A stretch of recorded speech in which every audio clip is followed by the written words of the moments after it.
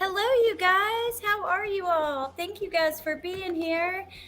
And also, Debbie, thank you so much. I appreciate that so much. Thank you. And Lucia also has been a member for 4 months. Thank you. How are you guys? Hey, JM. Hey, Fruit Fly. Hey, Headphones. Mary Jane Doe. Hello, Chris. Foxy. B Crumbs. Hey, Nadie. Seth, good to see you. Lucia. Punksy, which I already feel like I said that, but I might have just read it. Serendipity, criminality. Hey, Adrian, and congratulations to your daughter. Hey, Nola, thank you. Hey, hippie chick. Let's see. I am really looking forward to this. I missed you guys. Yesterday I wasn't on here, and I found some really good things that I think you guys will be so interested to see. Also, on part one, Jen Lou wasn't with us. This time she will be, so I'm excited. It'll be all three of us again. And yeah, there are some pretty major things that we're going to talk about today. Probably going to bring out some emotions and stuff, so just prepare yourselves. Not necessary. I won't. You'll see. I'm so sorry. Hey, Clicker, legendary CEO, Katie. Thank you guys for being here. Hey, J Lord. Debbie, thank you so much. My mods are awesome. They are so wonderful. Hey, Kyle. Oh, Clicker. Thank you. Thank you, Clicker. You guys are too good to me. Okay, hello, Lynn. All right, let me bring up my friends. Hello, Jen. And hello, Jen. Hello. Hello. How are you guys? I'm good. How are you? I'm good. I'm good. I'm a little nervous.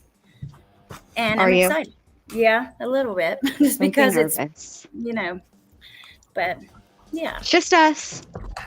I know. It's just, some of the things are they're nerve-wracking, I guess. So we'll get through it though. And Yeah. wouldn't rather do it with anybody else. So Well, me either. hey, Scout. S. Hockett, hello. Hey, Curious Jen, are you here? Hey, Heidi. Yep, I'm here. Your music is still your playing, music babe. did just start in the background again. What are Okay, you from? got What are you from? The Canadas? The background. Do you know the other day Background. I got a Beach? comment on like the last live where we did this. I guess the music played for a little bit in the beginning, but I was getting comments. People were like, "This is someone else's music. You're using someone's music." I was like, "No, it's StreamYard's music." Let me just say this. Anybody who has a StreamYard account, okay, if you have just the basic StreamYard account, the free account, you get the 30-second countdown. If you have if you have the upgraded account, you get their music. It's StreamYard's music. Yep, absolutely. Thank you, Teresa. Teresa gifted memberships. Thank you, and welcome And everybody. FYI, unless you are a musician and you write your own music, everyone is using someone else's music. That's true. That's a good point. Hey, Tiff and Teresa, thank you so much. And also, if you want to jump up at any point and comment on any of this, please let me know because I would love to hear your opinion as well. Hey, amazing Yes. Tiff. Okay, so anything you guys want to say or mention before we get started? Because I sent you guys the list of the things. We got a few things to talk about, and it's probably going to take us a minute to get through it all, but I'm excited to talk about it with you all. I didn't read the list. That's all right. I'm sorry. Y'all, Okay. look, here's the deal. I'm just going to tell everybody that's watching now. Little Minnie Bendy has decided that she wants to move in with her girlfriend, like her friend, which is fine. She is of age. I'm having a little difficulty with it. And she leaves on Monday, and I'm freaking out just a little bit inside. So my brain is not all the way correct today. It probably won't be all the way correct for a while. So y'all just have to overlook it and just give me a little grace. Yeah, we got you. That's all right. I understand. I'd be falling apart too, truly. So, hello, Nicole Morgan. Good to see you and Q. Okay, so we're just going to start here because we got a lot to go through. So, it's more like we got two things before we get to one of the things I feel like will raise emotion. So we have a moment, but I wanted to start with this just because I know some of this has been talked about, some of the things we're going to go over, but I think that, yeah, I just felt like this was something I wanted to read through with you guys. So this is a report from Jessica Bethel, and this was written on March the 10th. And it's basically the reason why it's got some of their text messages back and forth between Letecia and Detective Bethel. And I wanted to just talk through these for a minute with you guys. So it says, on Wednesday, January 29th, I, Detective Bethel of El Paso County Sheriff's Office, assisted with an investigation of a missing child, which occurred at 6627 Mandan Drive in El Paso County. At approximately 2 a.m., Mrs. Letecia Stauch began text messaging me. These messages occurred from 2:08 a.m. until 2:54 a.m. The messages were photographed and entered into evidence as item 271. The following is a text message conversation between Mrs. Stauch and myself. Mrs. Stauch will be indicated with L and I will be indicated with B. So Letecia, these are all like the first 10 are all Letecia over and over with no response. She just, Letecia's Rapid fire texting. Yes. Okay, Yeah. so at 2:08. First of all, 2:08 in the morning, Letecia, you have zero manners.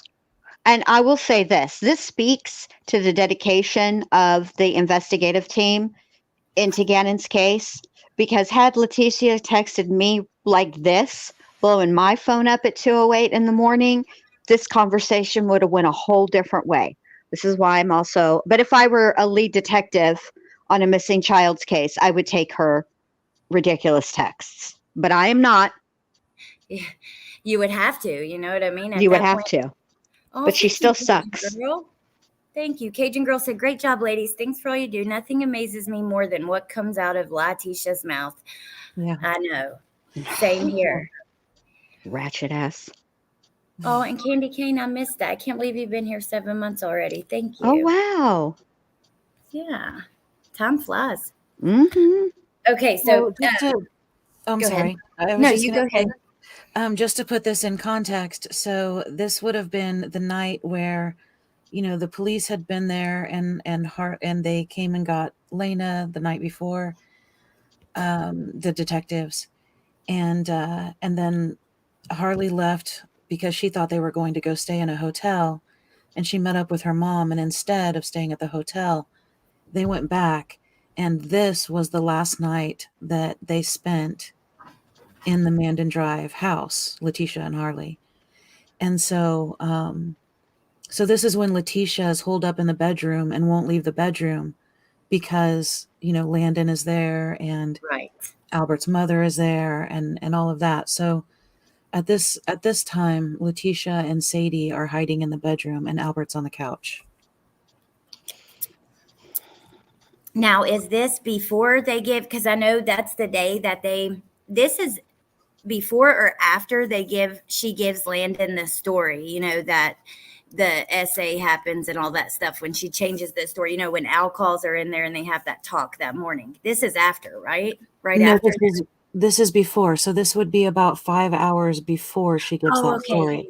So Right, because 2 a.m. remember, she gives she gives Detective Bethel the runaround, and then it finally decides on a time and then she doesn't, and then she's late, like really late, because she had to wash her car first. Yeah.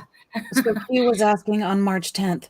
The report, I believe, was written on March 10th, but these text messages, I believe, are actually from This is the 29th. early morning on Wednesday, the 29th of 2020 in January. Yep. That is correct. Yeah. Yes, ma'am. And Amber, I love you too. Thank you so much. Thank you for being here and helping, and to the other Amber too. I love both you guys, and thank you for being here. Okay, All the so Ambers. all the Ambers. I love snacks. Just kidding. I love you, Ambers, too. You see, I'm telling you, I'm thrown completely off, y'all. I'm going to try to get through this. Okay. I'm going to be serious now for reals. Okay, well, and also I got a lot of amazing comments, and some of them really appreciate new people that have just like found us in these series and my channel, y'all's channel, and appreciate your humor. There were some comments about that. You guys should go back and read, because they were watching all the old videos. So I was getting comments on our old collab videos. Mm-hmm. So, okay. So at 2:08 a.m., Letecia says, "Can we talk soon?" And then again at 2:08, "I appreciate all your hard work." Then at 2:11, "I have information." Then again at 2:11, "Gannon was upset about the candle. I didn't know that he had cut himself with it." At 2:11 again, "Because he had on a blue undershirt and long sleeves." Then at 2:12, "Andy had a small burn area." 2:12 a.m., "I did too." 2:14 a.m., "When we came back inside from the smoke, there was blood on both of us. I didn't know what to do. I was scared I would get fussed out about it, and I didn't know if he should go to the doctor. I kept trying to add the candle thing, but Gannon kept saying it was small and minor. I was scared the basement was smoky, and then I threw the covers on everything, and we both had blood."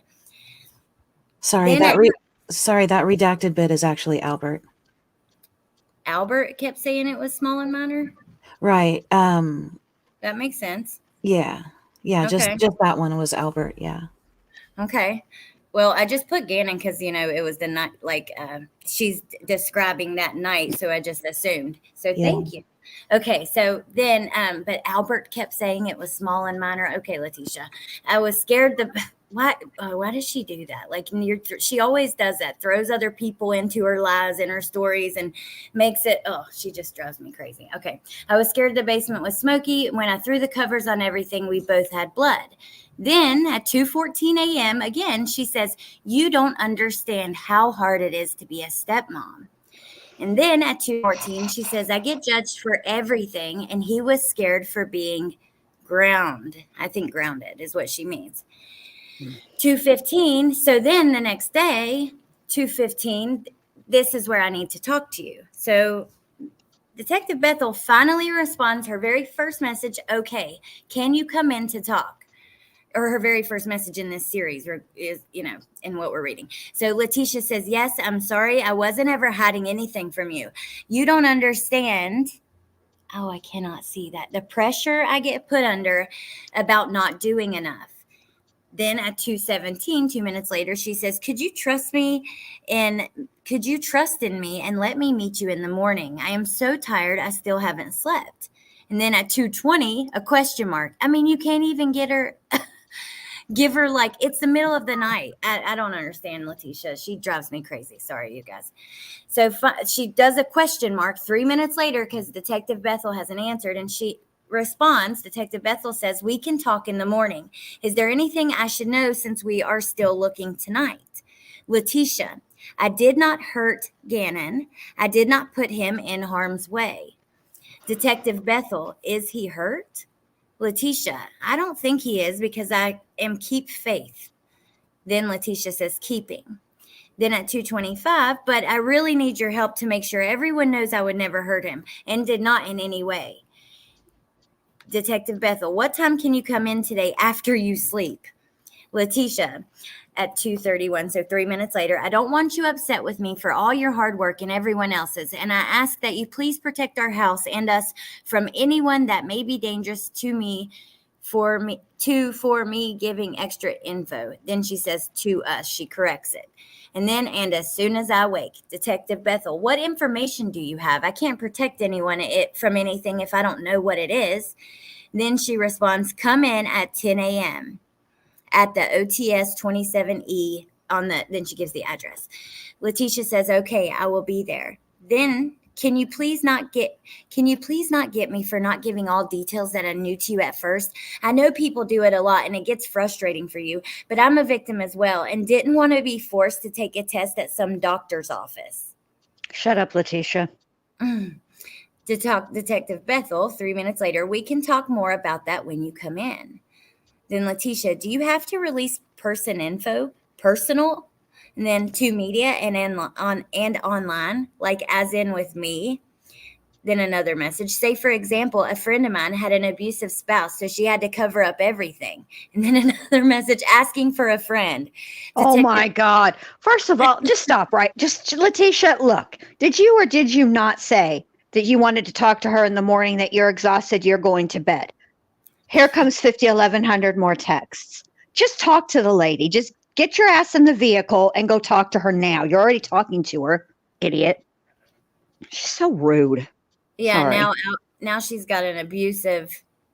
For a friend. She's asking for a friend. Yeah, for a friend. Letecia, you don't got any friends.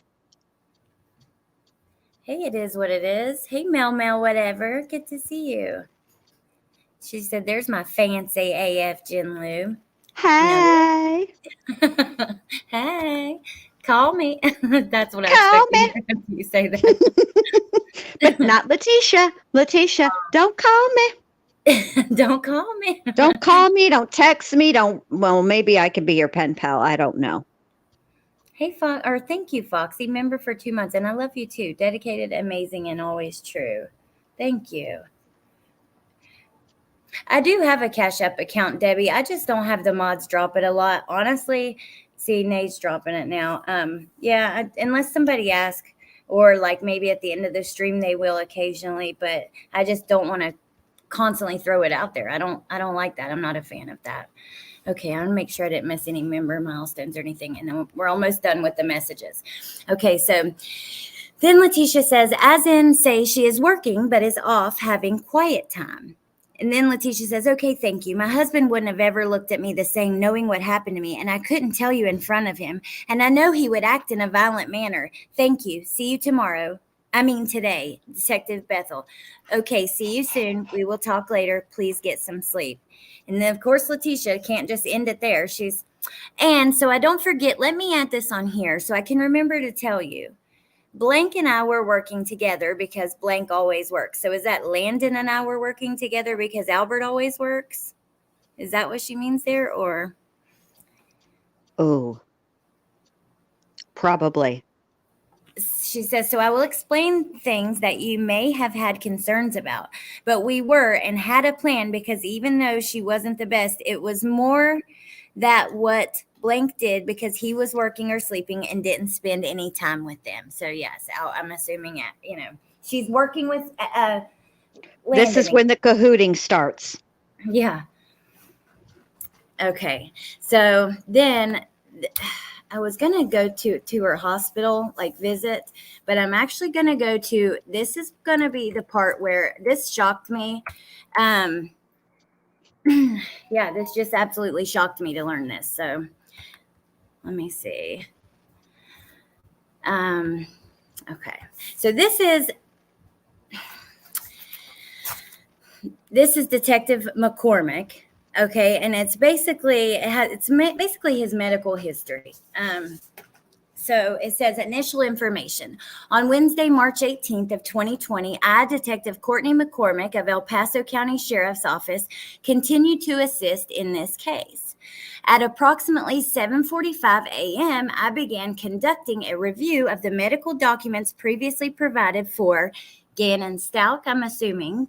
The records were placed into evidence on March 10th and located under item 612. Below is a synopsis of what was located. So, diagnostic history. Gannon has been previously diagnosed with the following items: attention deficit hyperactivity disorder, ADHD various types diagnosed in 2018, adjustment disorder with anxiety diagnosed in 2019, and constipation. So I just want to pause here for a minute because when I saw this immediately, that hurt my heart, the adjustment disorder. Mm-hmm. I don't know too much about that. Do you guys? I don't, but it doesn't sound good. I think, I don't know, I'm not qualified, but it sounds to me like his anxiety and apprehension, and he seems to me like a child with a lot of worries. And I think it has to do with I know for him it must have felt like instability. Yeah. Because of the type of personality Letecia has.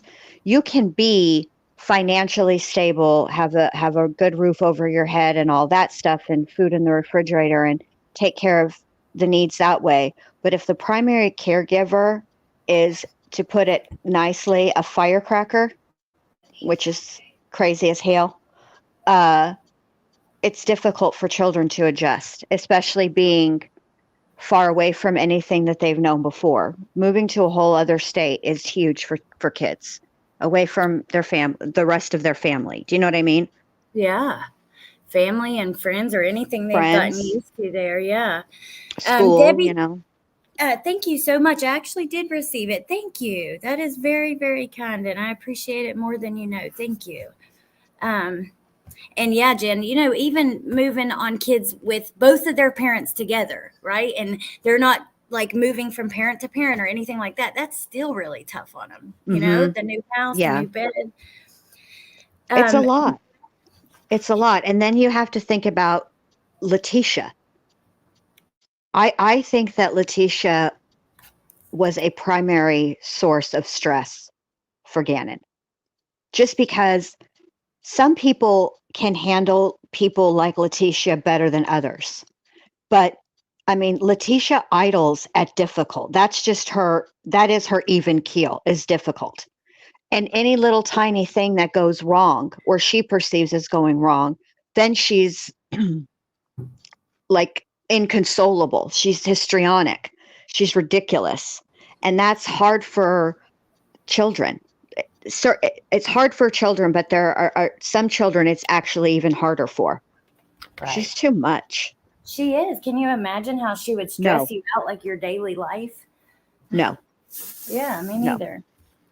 Curious, Jen, you got anything you want to add?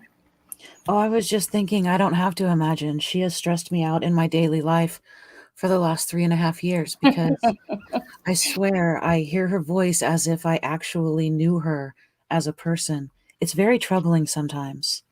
She is exactly where she needs to be, locked away from people. And I do think she belongs, in prison, not in a mental health. I mean, listen, if they want to evaluate her and whatnot, and they diagnose her and she needs some kind of psychiatric medication, but she needs to be in prison. That's where she belongs. And if she has, and I honestly think she should be kept away from everybody. I feel like people like her and like the Chris Wattses, those types of people, they are like a plague, and they spread. I don't know. Yeah, Lori Vallow, I'm looking at your ass too. She's one. Well, speaking of where she is supposed to be at and all of that, Nola, I had put in the chat, but so today, and you can look on Twitter at what I'm talking about. I meant to grab the screenshot, but I didn't.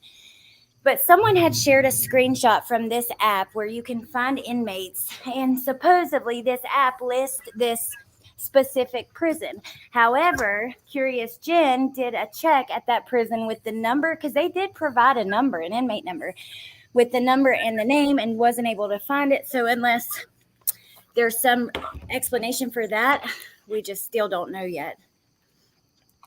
So, Hey, Music City Mom. Okay, so this is, I'm going to keep going, but yeah, listen to this shit, y'all. Y'all are going to be pissed. I can warn you now, and just okay. Psychiatric history. According to the medical documents, Gannon was seen from October 22nd, 2019 to January 2020 periodically for psychometric emotional / behavioral assessments and psychiatric therapy. So appointment encounter notes from 2019 to 2020. The following information is from the notes regarding Gannon's encounters medically. So February 26th, he was seen by Dr. Cohen for mental health and behavior concerns. Notes state seen in person and accompanied by blank. Discuss blank is part of a blended family and not currently having suicidal thoughts or actions. March 15th of 2019, he was seen by Dr. Burtek for mental health, accompanied to appointment with blank and Mrs. Letecia Stauch. During visit doctor notes, Mrs. Stauch and Mr. Stauch were upset with each other, and Mr. Stauch requested Miss Stauch Now I'm filling in the blanks as I believe that they are. If I get it wrong, you guys, if you think I get something wrong, please correct me. Okay. Request Miss Stauch leave so he could speak with Dr. and Gannon alone. Mr. Stauch told the doctor, or one of them, Gannon or Al, told the doctor Letecia directs a lot of her own behavior on Gannon, such as obsessions and anxiety. Blank stated he felt, so Al stated, I assume he felt Mrs. Stauch exploits Gannon emotionally. Blank stated he believed Mrs. Stauch's affection towards Gannon was fake and stated he only wanted to protect Gannon from her. But no red flags. Sorry, I couldn't help it. Exactly. Mr. Stauch provided examples of Miss Stauch celebrating when the kids left to visit others with pictures of them and statements such as, "I did not sign up for this." Blank stated he had not seen Gannon ever become aggressive despite what Miss Stauch reported and did not feel there was a problem. And then in April, he was seen by the doctor. There was no issues or concerns. And then here, let's see. I just want to pause here for a moment because this is what I was like, oh my God. Like, I'm sure you would never assume that the person would do something like they did, but this shows that there were certainly some red flags, and that kind of thing. I think that people sometimes underestimate the impact emotional abuse has on people, especially children. I think that sometimes people think that if somebody is emotionally abusive, that they're not physically abusive, and that if they're not physically abusive, although emotional abuse is not a good thing, physical abuse is worse to some people. And so I think that might be what he's talking about as far as protecting Gannon. I think he's talking about that emotionally. More and emotionally, and also he wanted to get this whole situation with the knife. I think he was more like, well, let me get him in and let him speak to a professional third party who is also a mandated reporter, and if anything's going on, surely he will tell the psychiatrist. Do you know what I mean? Yeah. Yeah, it definitely. Sorry. No, I was just going to say, I think that's a good point. I want to give you guys the opportunity to speak as much as you want. But thank you. I do want to say thank you so much to B Crumbs. Thank you. That was very sweet. Okay. And I think that I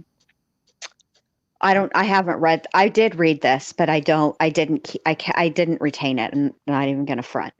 But I'm curious. I sort of wonder if Al was thinking that because it's a mandated reporter, surely if Letecia is doing something that's horrific, this person is professional and in the best position to say, Gannon, you need to get away from her. Gannon, you all need to be away from her. I think he was might have been relying on this doctor to, I'm not sure though, to say, to tell him what to do. Yeah, right. To tell him, listen, this is really toxic and dangerous for you and your children, and you guys need to get out of there. Right. But I don't know if the doctor ever said that or what the doctor advised. I just feel like maybe that's what Al was waiting for, and I think that might have been what he was he wanted to have this documented, because let's be honest, he's familiar with Letecia's brand about making stuff up because she's done it before. Yeah, that's true. Just like she made up on Gannon, most likely him, the whole knife situation and stuff. Right. Welcome, Mia B. Thank you for joining. What do you think, Curious Jen? I knew y'all were going to be emotional over this. That's why I told you. I mean, I was shocked myself to see it, but Yeah, curious, Jen. What do you think? Yeah, well, by April 8th of 2019, they had been together for 5 years and married for 4, right? Ish. And in that time, he watched Letecia pretend to be the victim of other people. Sometimes those other people were real and sometimes those other people were imagined, but her victimhood was almost always imagined. She was a victim of her boss at work with the sexual harassment. She was a victim of his bosses at work with sexual harassment. She was a Right. victim at her school. I mean, it was, the fake burglaries, just, all of it. There always had to be a bad guy, you know, and he knew that she was in the process of trying to make Gannon the next bad guy. That's what I think happened. And I think you're right. I think he was trying to protect him from the lies that she was about to start telling, because he had watched her do it over and over and over with other people in their lives, just not anyone as close as Gannon. The only other closest person was Landon. You know what I Yeah. mean? Yeah. Yeah.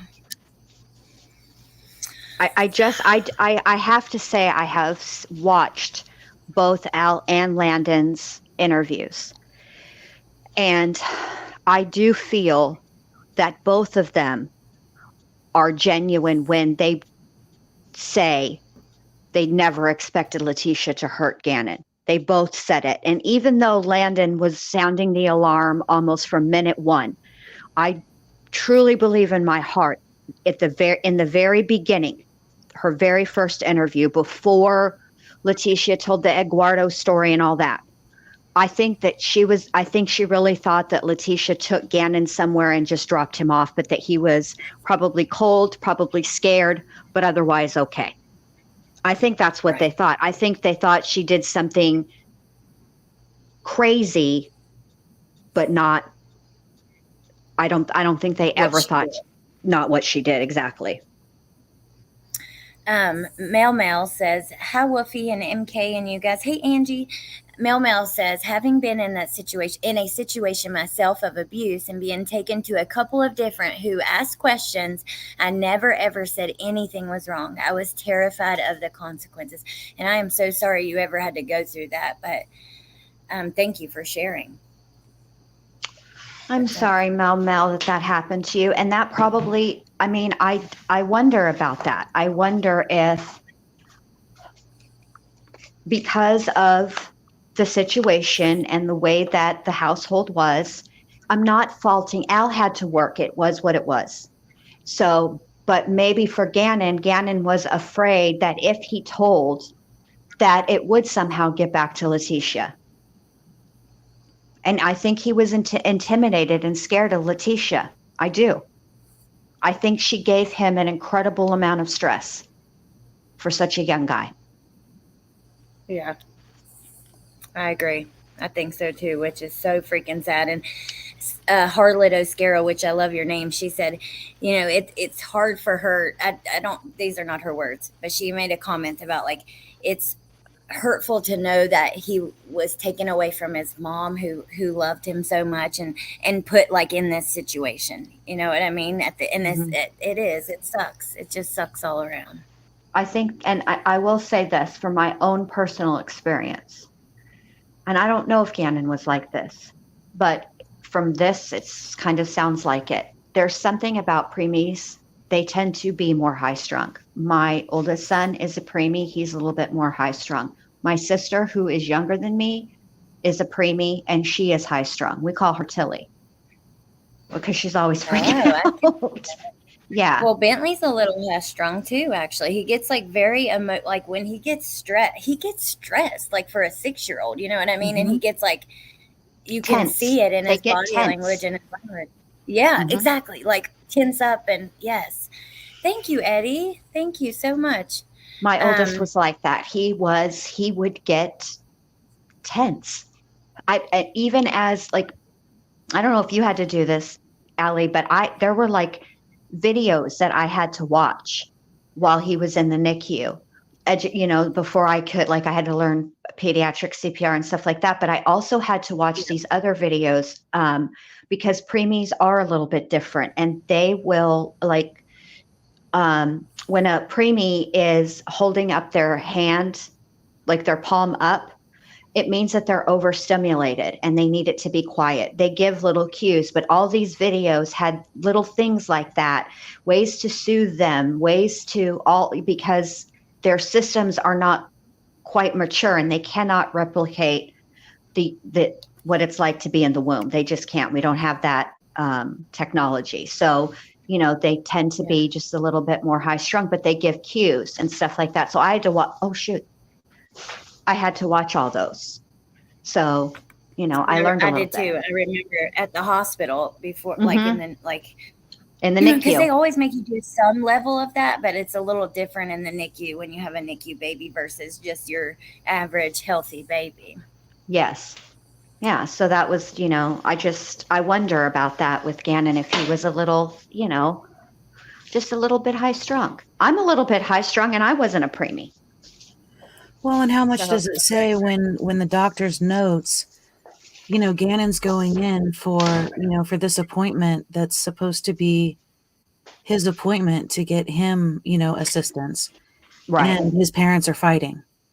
Right. Yeah. I mean, that says a lot right there, poor kid. Yeah. That it's in the notes. I agree. I thought the same Right. thing. But I it's was like, in the, yeah. I mean, it's hard to co-parent like under perfect circumstances, right? Not separated, but you and your partner in the same home. That it's hard to co-parent. People have different parenting styles, different ideas, all the things. And I will say that one thing I can say about my husband and I think we were just, I don't know how this happened between us. Maybe it's because we are soulmates and this was how it's supposed to be, because we were young and not equipped to deal with the preemie or any of the other children that we had so young. But whenever any of them would get hurt, if they got hurt or they were sick or something happened, we would not fight each other. We would actually come together. We were like a little team, and really efficient. Like, when anytime we moved or anything like that. But some parents aren't that way. And when something is going on with a child, they end up fighting. And it's not a judgment. It's just, we were lucky. I don't know how we ended up that way, to be quite honest with you. I don't, because we were young and we were immature. So I have no idea how we were able to do that, but we were. And I do remember when Minnie Bindi had that whole seizure, her febrile seizure, the nurses said, "You guys are such a great team." Like, they commented on that's it, awesome. You're blessed. So yeah. I don't know how we did it, though. I'm not trying to take no credit or get on no high horse, because I have no idea how that happened, but it did. It was pure luck. No, I'm just Pure. It was pure and sheer luck. Okay, so there is just a little bit left of his doctor's medical history, and then there's lots of other interesting stuff I want to show you guys too. But Okay. And also, I dropped a link just now for people who want to read on your own.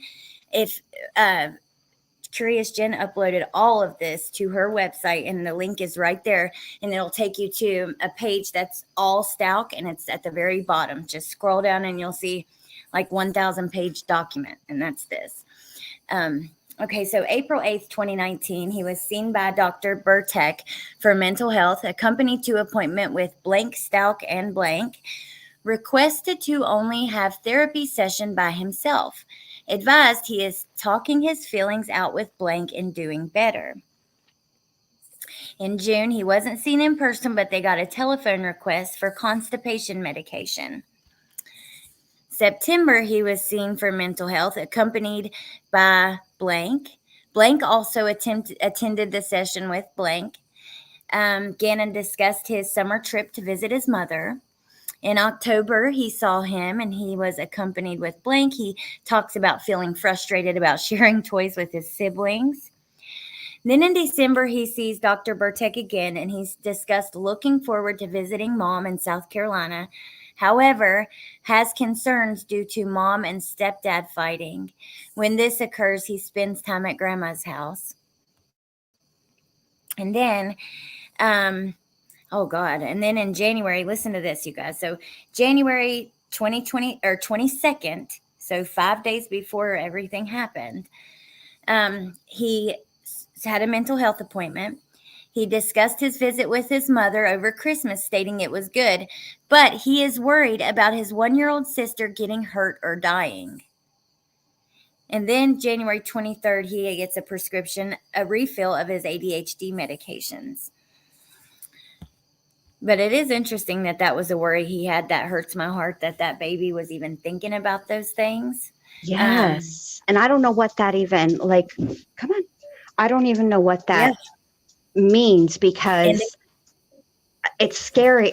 I don't think that, and I don't recall. I feel like I would remember any of my kids ever saying something like that to me, and they didn't.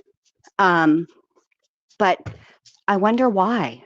I wonder why he had that worry, poor little guy. But his younger siblings, and I wonder which younger sibling he's talking about specifically. Well, his 1-year-old sister, so that would be Noble. Oh, he did say that. Yeah. Okay, never mind. Thank you, Jen. And I'm assuming, and this is absolutely speculation, but we know that Letecia was telling him about pregnancies and miscarriages and people dying. Well, of course, not on January 22nd, but January 2nd was also Lena's birthday. And do you remember in the Gruesing interview, Letecia was talking about how, she would say things to Gannon about his mother because she wanted him to fully understand what a piece of shit Letecia really thought Landon was. And these are things that she was saying to Gannon. So this could very well be a result of that fuckery, for lack of a better way to put it. Yeah, like she probably talked to him about SIDS, knowing her. Right, or something scary. What a piece of shit she is. Yeah. And like I said, I mean, we don't know that, we don't know that's what happened, but in context with everything else that was happening and those little things that Letecia says, because she did admit telling the kids, this and that about Landon, because she wanted them to, it upset her that the kids still loved her so much. So she was very, very aggressive in her campaign to, you know what I'm trying to say.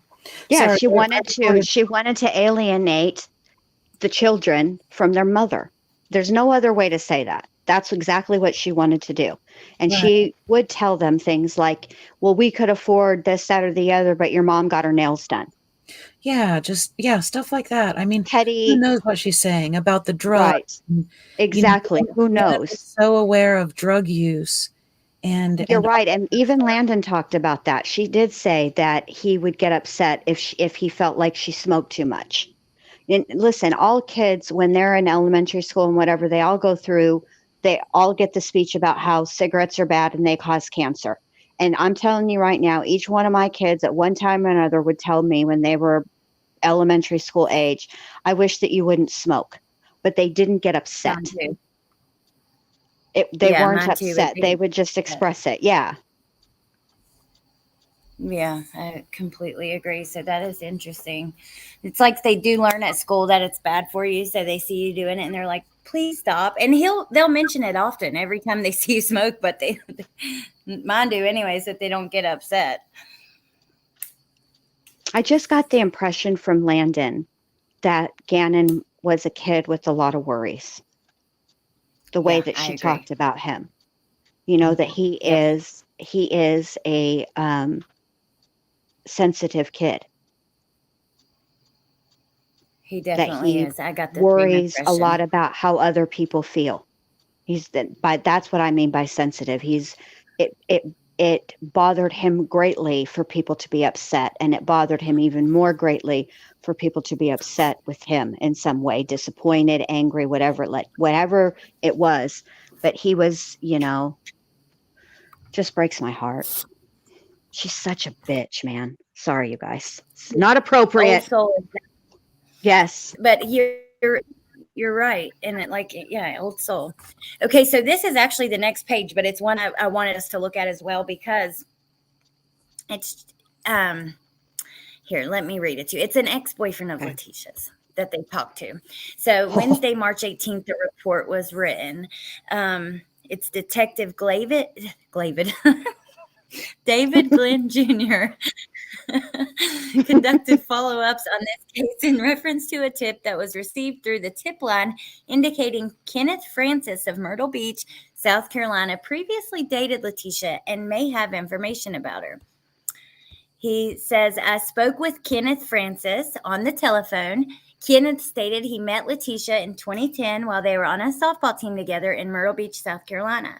He said he and Letecia began dating each other within a few months of meeting and remained in a romantic relationship for approximately 6 months. Kenneth stated Letecia and blank Harley moved in with him after they dated for approximately 4 months, but things quickly began to deteriorate between them and the relationship ended 2 months later. Kenneth recalled Letecia often asked him to babysit Harley during their breakup so she could go on dates with other men. Kenneth said Letecia once snuck up on him and attacked him from behind, putting him into a chokehold and biting him on the back. Kenneth told me Letecia was charged criminally for the incident, but he did not know the outcome of the case. Kenneth said approximately 9 months later, after he and Letecia broke up, a police officer arrested him at home for assault. Kenneth said the officer told him it was because he assaulted Letecia earlier that day, but he had no contact with her for approximately 9 months. Kenneth told me the case was eventually dismissed. Kenneth said he could not remember most of the details regarding his relationship with her because it had been so long, but he remembered a time when he drove her, Harley, and one of Harley's friends to Disneyland for vacation. He recalls getting into a big argument with Letecia, which ended in the vacation ending early. He got the interview on a digital recorder. I would like to listen to that just out of my own curiosity. Mhm. Imagine that. Letecia is a vacation ruiner. Huh. Shocked. Yeah, I know, right? And she attacked him from behind and then had him falsely arrested. He hadn't spoke to her for 9 months, and she had him falsely arrested for assault or something, which he he eventually got out of. But But Right. still, what a pain in the butt to have to go through to clear your name from the likes of Letecia. Right. Well, and he was arrested and he spent the night in jail. And the next morning, he got an attorney and he got out, and the charges were eventually dropped. But who knows, if he was actually, did he miss a day of work? Did he have to explain that he was arrested for bogus domestic violence? I mean, it's just Also, attorneys are not cheap. right. And it's yet another example of Letecia pretending to be the victim when she's in fact the asshole. yeah. Well, I mean, and What? then this incident about her jumping on his back, like she's physically violent yet again. You know what I Right, mean? And that just, exactly. She's aggressive. Yeah, it's all that yeah. wrestling. I Yeah, mean, the wrath. the wrestling. Fucking Letecia. She's just such a sucky person. Yes, she is. And Debbie, thank you so much. I appreciate you guys. I even just appreciate you being here, joining the conversation, spending time with us, and definitely appreciate your support so much. So thank you. Yep. But yeah, And she is. And I just no, you go ahead. I had nothing about you. Go ahead.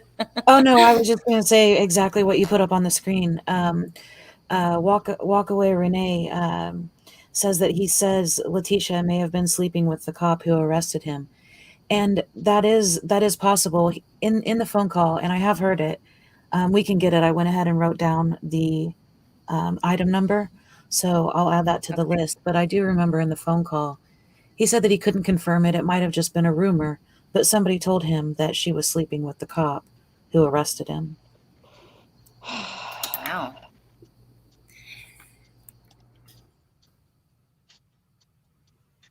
Wow, Also, wow, 4 wow. months is Well, very awfully quick to be moving in with somebody, with your child. okay. I Well, guess do that's you just what guys want to softball hear? does. Oh, say it again. I didn't hear you. What'd you say? Oh, I said, I guess that's just what softball does. Mm. 4 months is a lot quickly. I mean, to move your kid in too. You know what I Mm-hmm. mean? But, um, okay. So, do you guys want to hear next? I want to talk about when they hear that Gannon's been found, just because I want to show that step of the investigation. But we can do that after. Do you want to hear? The, I got two other choices: either go through Letecia being at the hospital, or wait, there's three other things. I'm sorry. Or Leticia's family, the interview with, like, the summary of the interview with Aunt Brenda and Amy, her sister, or the hospital thing, the Ask interview the with her chat what they family. want to hear. Yeah, what do you guys want to hear? B Crumbs wants to know if we have a cost for the calls and other stuff yet. You know more about it than I do. You can explain kind of what we were talking about today. Yeah, so I got an Well- email back today. Go ahead, Jen. Go ahead. No, it's okay. Go ahead. Go ahead. No, go ahead. I changed my mind. Go ahead. I was just going to say I got an email back today, if I can find it. So the next thing that we wanted to get were the pretext phone calls from Albert, and there's a total of 12 hours of those calls. And for those calls, oh, guys, can you remember? Was 192. it 192? Yeah. I have finished the research on the pretext phone calls estimate for you. There are 24 recorded pretext phone calls, and the cost is $8 per recording. The total call would be $192. If you would like to move forward with the request, please complete the request form and return it to us with payment confirmation, blah, blah, blah, blah, blah. Yada, yada, whatever, whatever. But the point is, there's 24 recorded calls, and we probably only got, I mean, how many in court? I think altogether that part of the testimony, although it seemed like it was forever, probably was an hour and a half, maybe 2 hours. Right. Not even a portion of the actual pretext Mm-mm. calls that are out there. I want to hear every call that Albert and Letecia had, although I might need to buy stock in maybe a liquor store or a weed dispensary or maybe go see Dr. Burtek, because I'm telling you, when I was in court and they were playing those calls, I was wrecked at the end of the day. They're difficult to listen to, but I have to listen to them. I Me have too. to. I need to know what is on those calls. Right. I just do. Yeah. So, and I know, those aren't the jail calls or the prison calls. And I know, because that you were probably talking about the jail calls, but I want to get my hands on these pretext calls first. So the next round of those 24 calls, which we haven't heard yet anywhere, would be 192. So I'd like to see if we can crowdsource that 192 and have that be the next batch of things that we get. I mean, what does everybody think? I mean, $8 a call isn't even that bad. Even if we had to pay, like, ourselves along the way, I would be interested in doing that, even without the crowdsourcing. I just know that Me too. I would buy those. Listen, tomorrow is YouTube payday. I would pay for those Yeah. calls tomorrow. Right. DKK wants to know what a pretext phone call is, and basically a pretext phone call just means that you're calling to talk to someone under false pretenses. They think that you're calling to talk to them because you miss them and you love them, but really there's an FBI agent sitting next to you with a recording device because you're trying to get information. Correct. Yeah. So that's, yeah. Okay, so whatever you guys want, I'm down for, and I'll throw in when I get paid tomorrow. That's all I know. So you guys just let me know.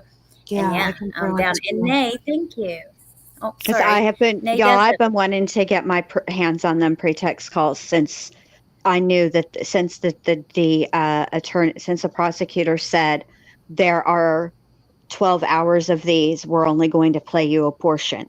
immediately my brain was like, I need to know what they're not playing. Right. Yeah, I say we go for it, but we need to. So last time we just kind of accidentally crowdsourced, and Jen and I weren't even here. Allie's like, "Hey, you guys." Hey, by the Yeah, way, I'm like, y'all. we really want to get this file, but it's expensive, so we're trying to figure it out. And people are like, I'll help, and then they just sent it. Right. We had to cover the end, which we only ended up paying 100 of the 300. You guys were awesome, and Yeah, you guys thank you were. guys. Thank you so much. Yeah.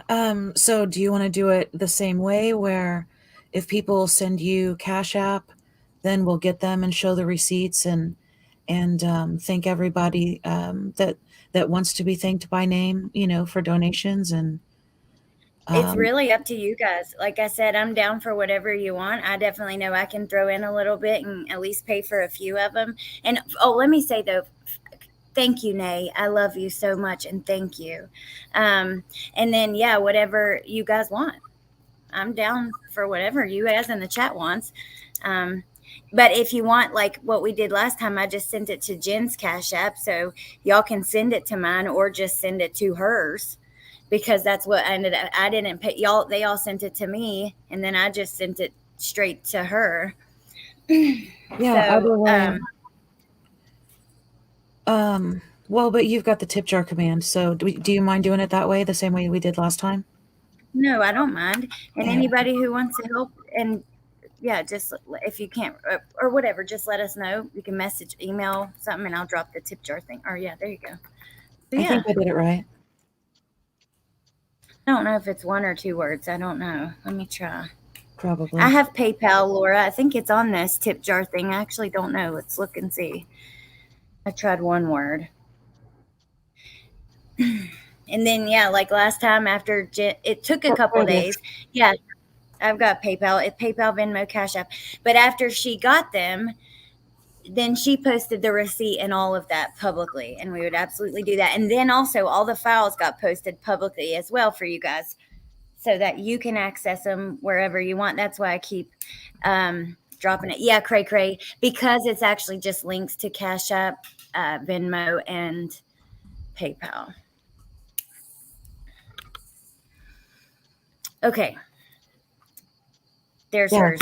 So a lot like we did with this document, the three of us will go over it, on the channels, and we'll do, various things with it ourselves, but we will make those calls available for anybody who wants to access them. It's at the end of the day, it's public information. And y'all are the public right along with us. Right. I think that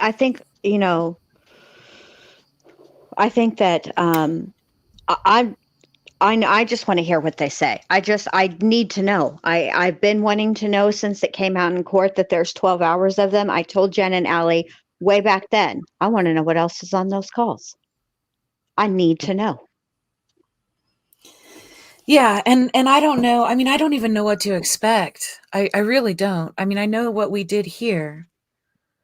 $192 for how many? I'm sorry, not to interrupt. How many calls is that? All of them. No, but 24. How many is it?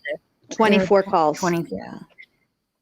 Because Music City Mom is behind, so I was explaining in a comment what we're doing. Oh, okay. Ooh, Walk Away Renee wants a deep dive on the Amy Lang situation. Yeah, we could definitely do that. Thank you, Katie. Thank you.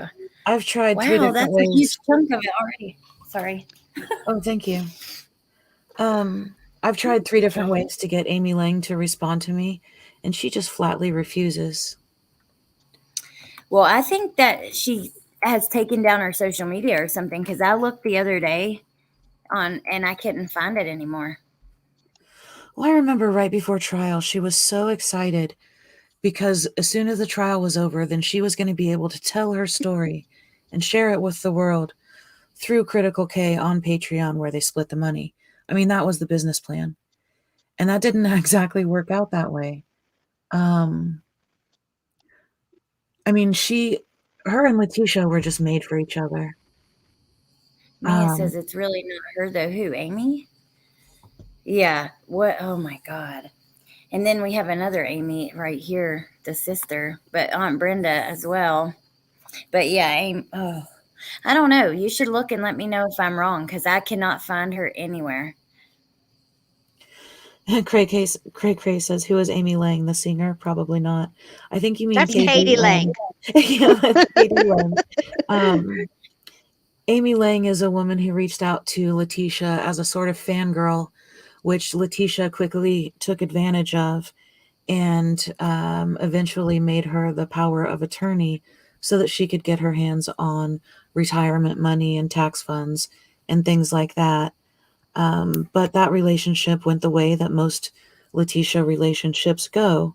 And Amy Lang became the bad guy, which I think they were both equally shitty to each other. And Brenda's right up there in the middle, giving Amy Lang work. And then it just, Yeah. I, I mean, at this point, just looking at those relationships, it's like at any time you could just, switch out the faces on the different bodies, and it's just me. A different person is under the bus on a different day, and it's just God. It's all the same after a while. Well, You know, yeah, and it's hard to say with Amy because so she went in as if she were a fan and understanding of Letecia, but she also says that she wasn't, like she was undercover. She was trying to get information out of Letecia, Mhm. which Right. I think that anybody dealing with Letecia would probably be just slightly safer than the kid who wrote to John Wayne Gacy. Like you can't. It's you unless you're like a professional, and even then, sometimes look at what happened to Harley Quinn and the Joker.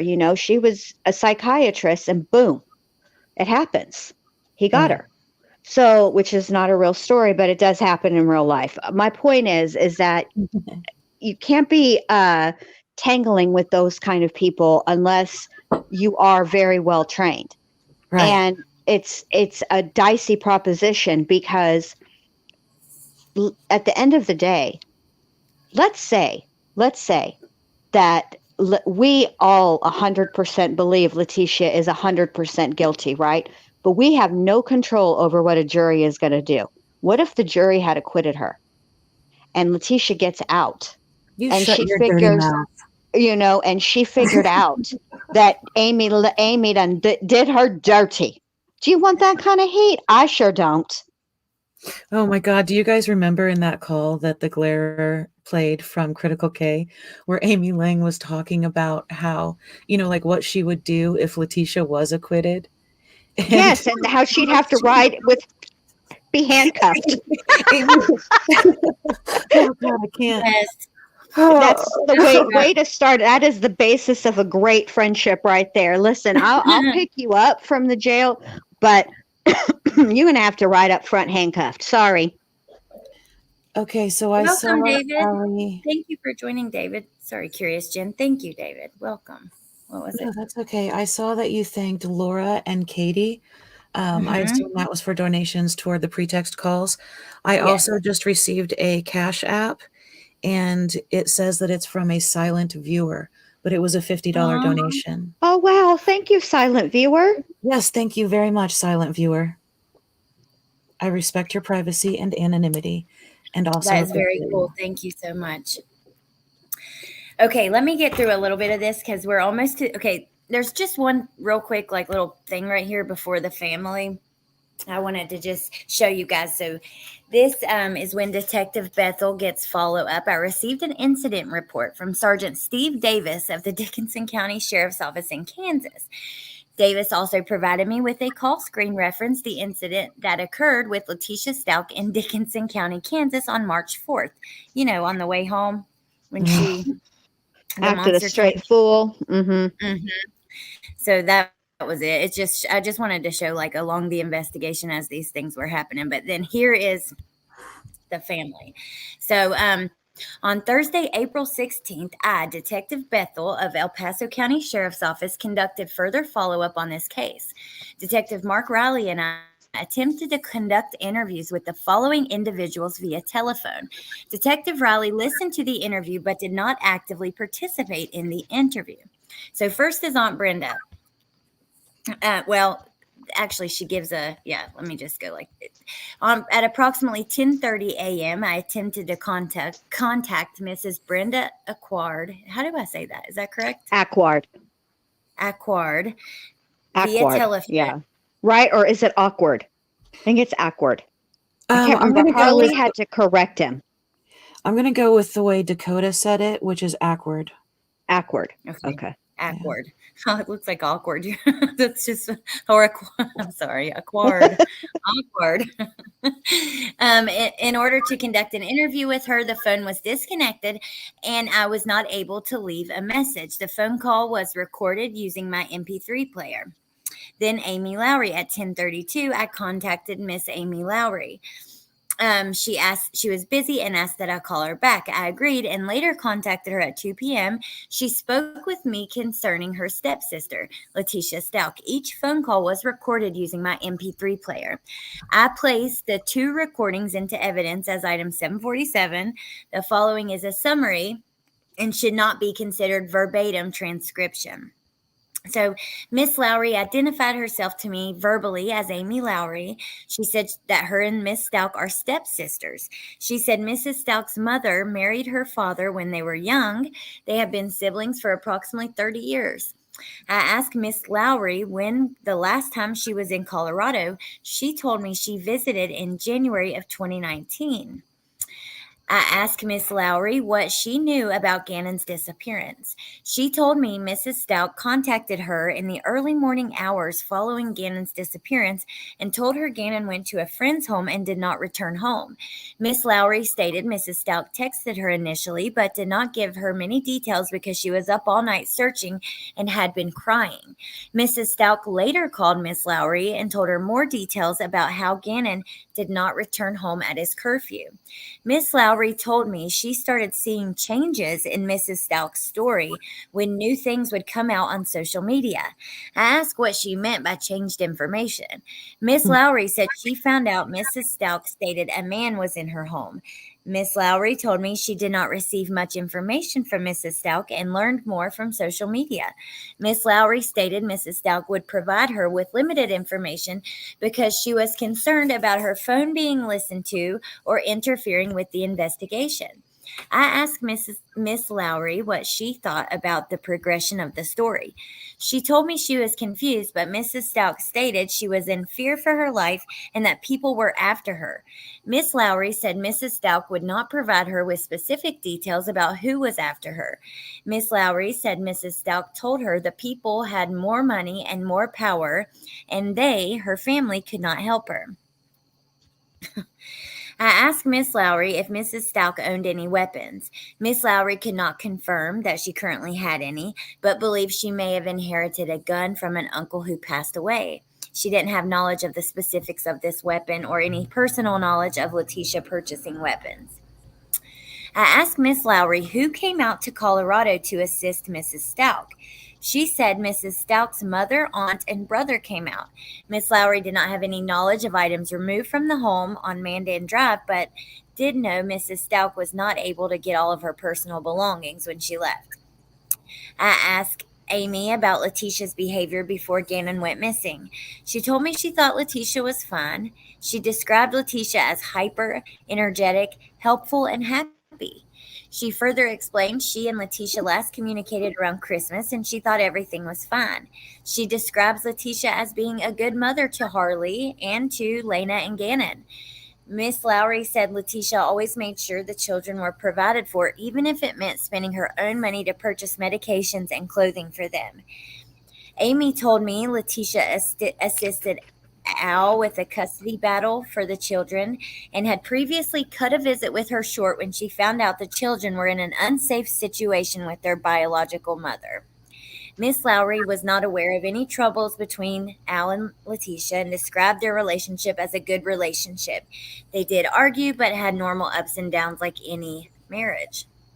Anything y'all want to say before I continue? I mean, I have a lot to say, but please keep going because I just won't be able to stop.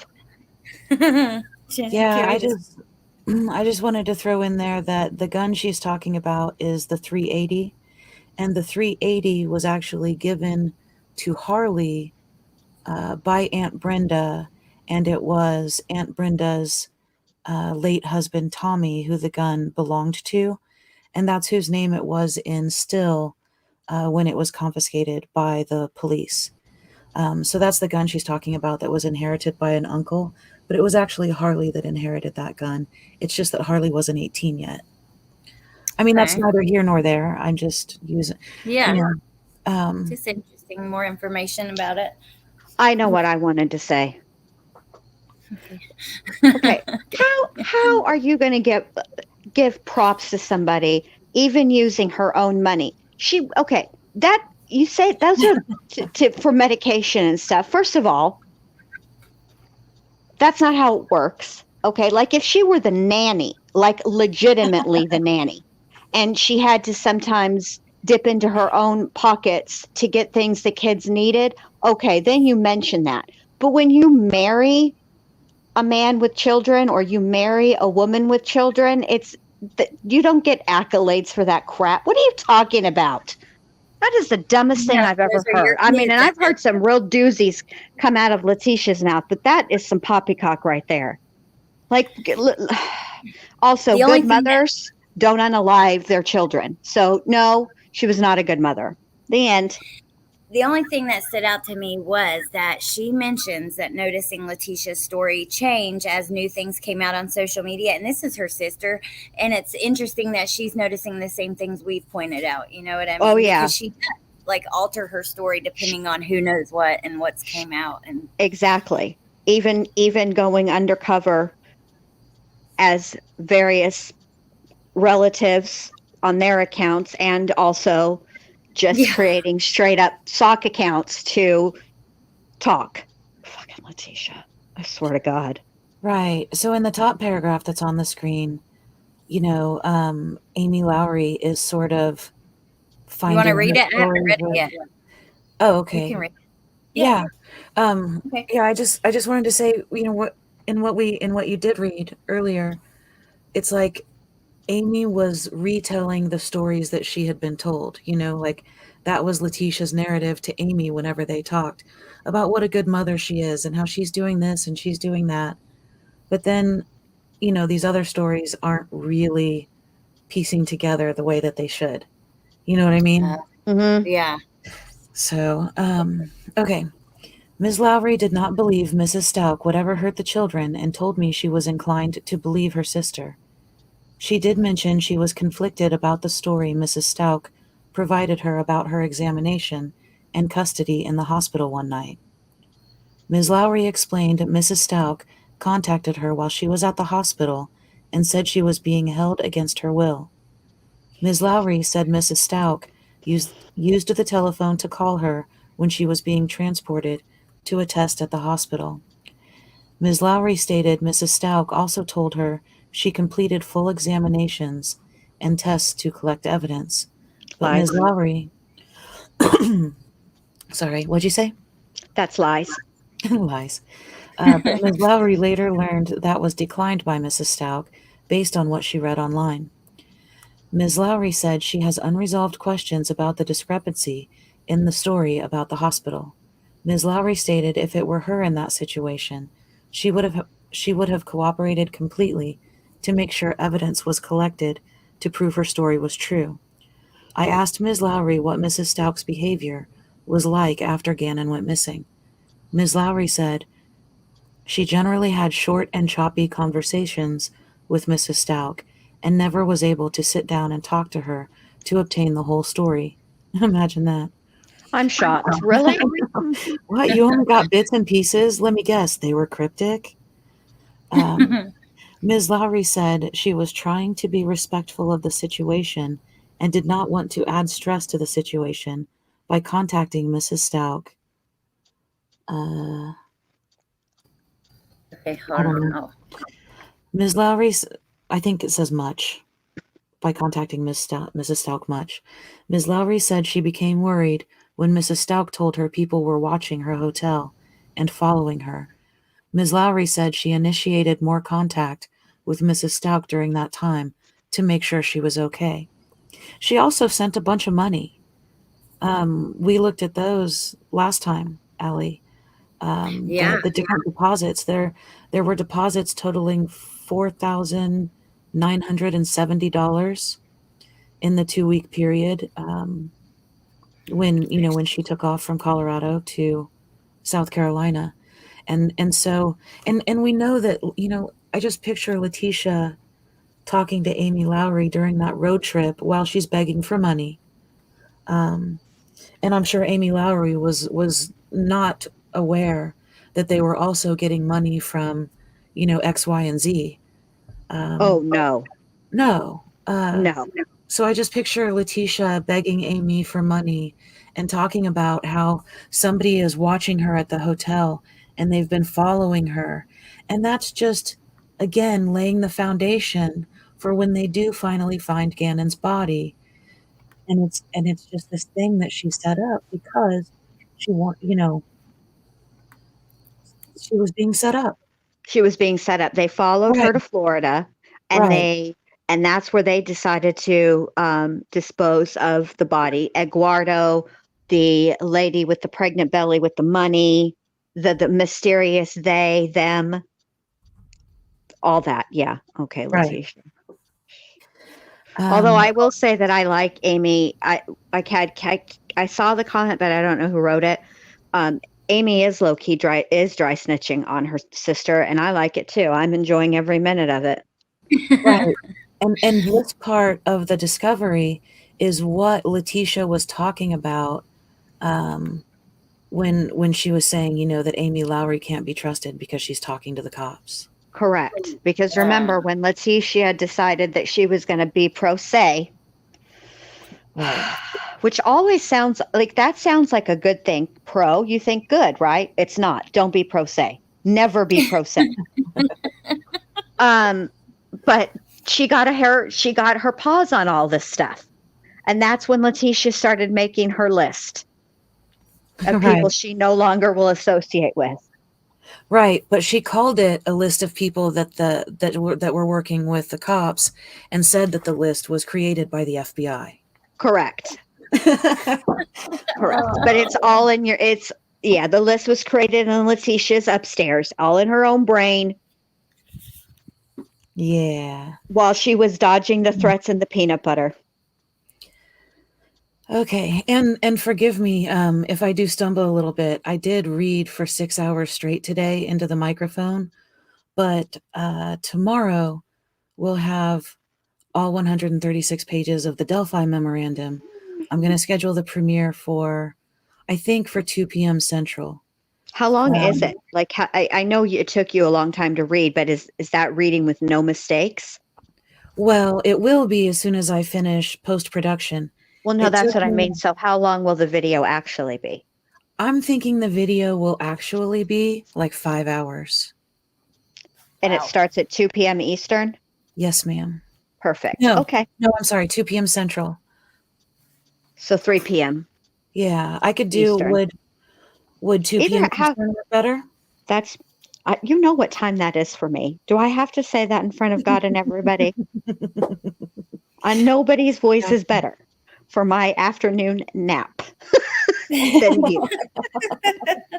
But I know that is very selfish, and it's not about me right now. Well, that's okay. I'm going to make it about you. So the premiere tomorrow will be scheduled for 2 p.m. Eastern. Okay. And, Thank you, Okie Crumb News, for being a member for 4 months. And you guys that came in late, definitely want to rewind, because there was things in the beginning I know you guys will not want to miss that came out in this discovery through like some doctor's appointments and things like that. So definitely make sure you watch the beginning. Can you please post the link to her other channel?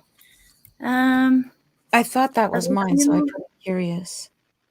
Okay. No, Yeah. is it Or I don't know what you mean by other channel, so I wasn't sure. But there's Crime Curious first, and then I'll do Jen's next. And Jen has two. Yeah, I was about to say they both only have one channel, but no, Jen has two, but I don't have the other one in the bot.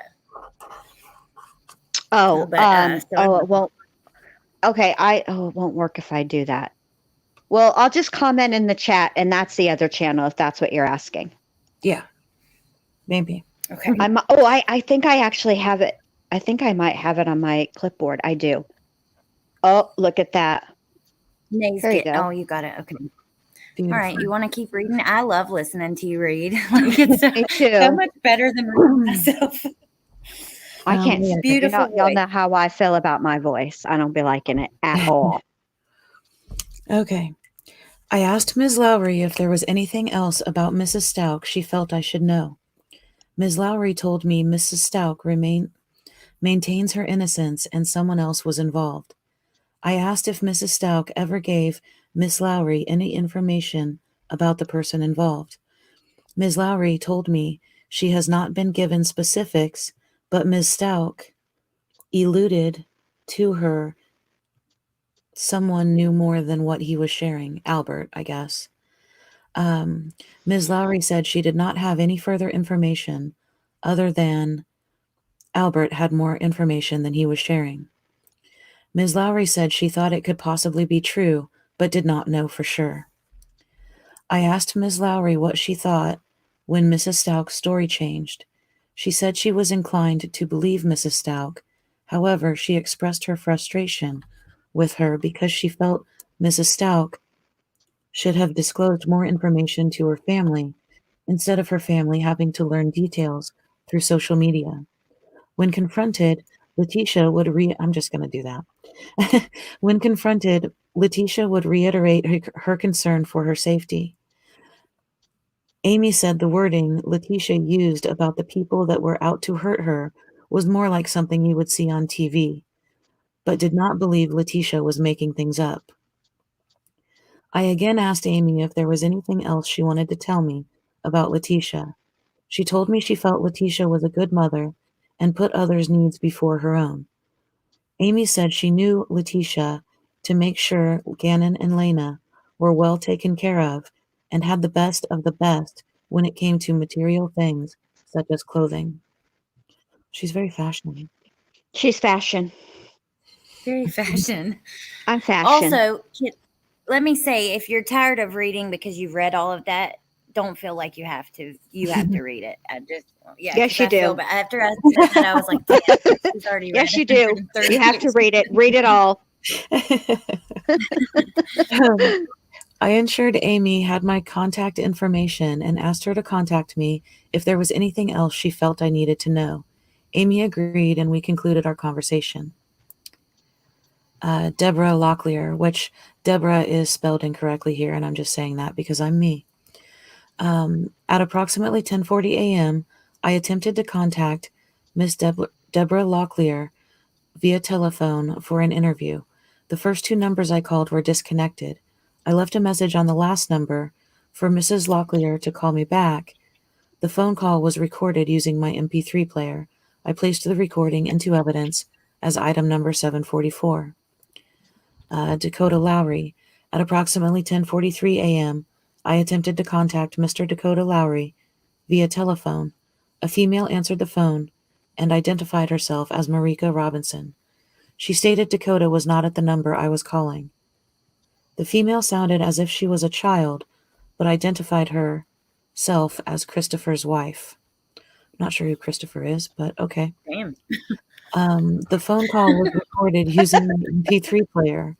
I placed the recording into evidence as item number 743. Julie Lowry. At approximately 10:54 a.m., I attempted to contact Miss Julie Lowry via telephone for an interview. Phone number 1 and 3 were disconnected. A young-sounding female answered the phone number 2 and told me I had just called her. This number is the same number listed for Dakota Lowry. The calls were recorded using my MP3 player. The phone call was recorded using my MP3 player. I placed the recording into evidence as item number 745. Yeah, so Deborah, The so there's, mistakes. Sorry. what? Hearing you read the mistakes, even like reading her, it's just funny. I'm sorry. Okay, so KPM wants to know, is that her mom? So Brenda Ackward is her aunt. Dakota is her Half brother. is her brother. Amy is also her brother. Deborah is her mother. And Julie, or Juju is what she goes by, is also her sister. Riddler, that is not a basset hound. That's Kilo, and he is a blue tick coonhound. Also, Lynn wants you to check your Cash App and give an update. Yes, Okay, well, ma'am. you guys got to give me a second to go inside and get my phone, and I'll go and I'll let you know. So just talk, and I'll be right back. Because Okay. it's on charge inside. What are we just supposed to talk about? What? Anything? Everything? This? What are we talking about here? Well, I just looked at mine. So there are now 2 deposits that have been made. Both people want to remain anonymous, but they were Nobody wants to $50 claim each. us. Thank you I know. very much. I Thank you think they're so ashamed of much. us. They must be ashamed of us. Have you met us? I can't act right anytime ever. Like I shouldn't even be really allowed in public unsupervised. Let's be honest. Well, did I say? I Holy said wow. Amy is her brother. Oh, I'm telling you guys, it's been a long day. Maybe somebody else should read. I just called Amy her Wait, brother. we actually, I have more than we need. You Because, do, well, because I still have 100. yes, because Deb, okay, so I got 225 in my balance, and I had a $20 Cash App when the live started from Debbie. But after that, so $205. What'd you say it was? 192? Yeah, it's Yes. 192. Okay, We're well, what good, else are y'all. we getting? What else can we get? Yeah, what else are we getting? I feel like I feel like we're at Chuck E. Cheese and we played the game and we won the specific amount of tickets, but we find out we have extra tickets left over and we're going to be able to get like one of those good smelling erasers and like a pencil. I don't know who wants their name mentioned. Will you guys comment in the chat if you don't mind? I see one person says not my name, so I know that one. But I also want to thank you guys. I know Katie. Wait, somebody. Hold on. I want to see what the screen name is in the chat. Yeah, you guys actually just put it in the chat if you don't mind, and then that way I don't put anybody out there that doesn't want to be. And also, what do I do? Send back, like, because it's 50, 50, 50, 30, 25. What are we doing, you guys? So we needed 192. Oh, wait, and I got 2 PayPals. Sorry, for it too, I think. But go ahead. Oh, no, I say we just keep a record of it and keep putting the receipts together with what comes in. We could even start a spreadsheet. I'm pretty sure did I just accidentally volunteer? I think I saw your hand up. I say we just keep track of it because, even though that was for the pretext phone calls, I'm sure that, the next thing and the next thing are also important. I mean, what do you guys think? Katie says, don't send back, buy other stuff. So I guess what we need to do is We're figure getting out. the pencil and the eraser, you guys. Right. So beyond the pretext phone calls, what do you want me to get next? Oh, or we could figure it out offline and just let everybody know what happens. Yeah, let's do that because I can't remember what's next. Yeah. And also, there's a couple things that we talked about today. So I've got, wait a minute. So 205 plus 115 is, wow, I've got 320 over here. Okay, I'll send that to you later. Oh, DKK wants Sarah Boone stuff. There's Sarah Boone stuff we got to be patient though. Her trial Not all, the only thing we can get for Sarah Boone is probably maybe a list of who's visited her in the jail to see if she's telling the truth about, her calculations, every single letter. Like the numbers, the only thing that ever changes with the numbers is the amount of time she's been in jail. The calls haven't increased. It's still 0. She's still very upset about that. So, yeah. Cray Cray wants a puppy and Nay wants a pony. Okay. And I by think the we way, should you all guys, chip in and get a parrot and let it be at my house with my foul mouth. Can you imagine? Oh, wow. can we get the phone call that last? Donna says the calls right after trial when people start to turn on her. Her last phone call with Harley, or if there was any calls during the trial. I Ooh. don't think there were any calls during the trial. Okay. And I think Harley's last communication with her was November of 2022. Oh, okay. I don't think she's talked to her at all since then. No, I don't think she has either. Thank you guys so much for being. Thank you just guys so awesome. much. This is so exciting. And it just shows me that you guys want to hear it as bad as I do, because I'm not sure always if like it's my interests are the same as what you guys want to see. So thank you guys. Me too. I And was I'm kind of excited. worried. I was kind of worried that people would be like, why do we want to hear Letecia squawk? Because that's really what it is. Let's be honest. She doesn't really know how to use a speakerphone correctly. And she's a bit like our pal, Melanie Gibb, all up on the microphone and eating it. But Ouch. she's also yelling. Sorry. She's also yelling. And so it's extra worse. It's extra bad. Right. Thank you guys for being so wonderful. Thank you. Thank you. you. And Riddler, no, we weren't raising money for somebody. We were talking about the rest of this case file. So we had gotten the total for the pretext phone calls, all those phone calls between Al and Letecia. They never played the full calls in court, and there's 24 calls. And then we were just talking about what other stuff we could grab from the file. I can't get over how freaking expensive it is, just period, in general. I It's think just what they're crazy to me. attempting to do, I'm surprised that it's still so expensive. Typically, this isn't how it goes. Typically, the more times it's given out, the lower the cost gets. But I do think that they're probably trying to recoup some of the money that was spent prosecuting and investigating Letecia. I mean, I have a feeling that there's more to what they did as far as investigating Eduardo, but these case files are just like the reports. So it's not it's not like the whole entire discovery. It wouldn't be like what she got or what her defense team got as far as specifics on who they spoke to and all the things. These are just like summary reports, but that stuff costs money. They also did they did a couple of side investigations. One side investigation was Eduardo, and the second side investigation was Letecia claiming that she was out all night searching for Gannon. They did go door to door and ask when they were canvassing the neighborhood.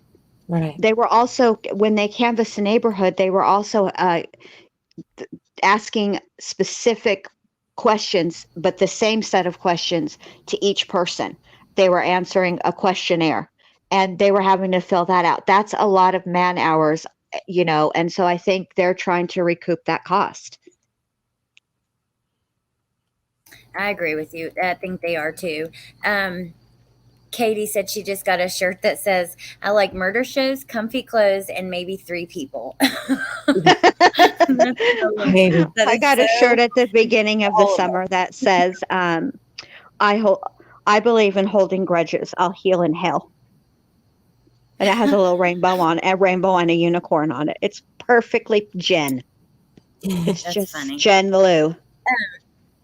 Okay, so I wanted to show y'all just quickly. I was gonna like read through every detail of it. I don't think we need to do that, but I thought I still wanted to show you just quickly. This is like the moment where, okay, so they've been doing this investigation since January 27th, okay, and this is when Gannon was found. And I just thought that it was interesting for myself, like when earlier today when I was looking for things I wanted to talk about, uh, I was interested to see this because just being so invested, I wanted to see like the steps of the investigation, and I could almost feel what it would feel like in these moments. So I want to show you guys just a second of that. So this was a tip line about a hair chunk that was found on the hiking thing. We're not going to read that. It's here. So this was written on March 23rd from Jessica Bethel, but she starts with on March 18th. So on Wednesday, March 18th, Detective Bethel, conducted further follow-up on this case. She says at 4:28, Mark Rowley and I received a text requesting we contact this sheriff's office in Florida, referencing a dumped body. Detective Riley later contacted me and told me he believed the dumped male juvenile was Gannon Stauch. Detective Riley informed me, like, this is all the way in frickin' Florida, you guys. Remember that, because like they're across the country. So Detective Riley informed me the physical description of the child, in addition to the fact he was in a green or gray suitcase, and the bedding that was with him, made Detective Riley believe the child was Gannon. Detective Riley received photos of the scene where the child was found. While an autopsy was being performed, I viewed the photos with Riley. The bedding found with the child appeared to be the exact same bedding and blanket that was missing from the Stauch home that searchers had been looking for. The suitcase matched the description of the suitcase Letecia, the suitcase blank reported may be missing. The child was a white child. I guess that might be Al, but I'm not sure. But the child was a white child with longer, Yeah, dark hair. Al did report. Sorry, Allie. Yes, Al did report a suitcase missing. I forgot about that part. He did. The child was a white child with longer hair, similar to Gannon, was thin like Gannon. The child had two large front teeth with a distinctive gap in between them, just like Gannon. Based on all the information I received and viewed, I also believe the child dumped in a suitcase to be Gannon. They waited on medical records to come, and during one of the pretext calls, Mrs. Stauch was providing an explanation of where she thought Gannon was. She told Albert something to the effect of she believed Gannon was abducted and authorities needed to look along a certain interstate. I do not recall the exact interstate she stated, but I do recall Albert clarifying with her which roadway she was talking about. Blank mentioned the roadway was located on the east coast of the United States. Albert, I remember that in the phone call too. Didn't she say 95? You need to check off 95, or Yeah. I thought it was just that's that big highway, but I remember Al was like, "That's in the freaking East Coast." You know what I mean? I remember part of that call. Yeah. I do too. That was when he was in, bless his heart. This had to be so hard for him to say, because I don't know if I could say it. Yes, I'm in believe Tisha mode. Absolutely, 100%. I'm in believe Tisha mode. I would be like, I believe Tisha is going to make a trip to the shed. No, that's not what I meant. No. As soon as I heard that, I was like, wow, what a dysfunctional relationship they have. Believe Tisha mode. Like, come on now. That just feels like you're talking to a child. But the fact he would say that, it just shows, yeah, they have dysfunctional relationship. How he had to coddle her in order. Yeah.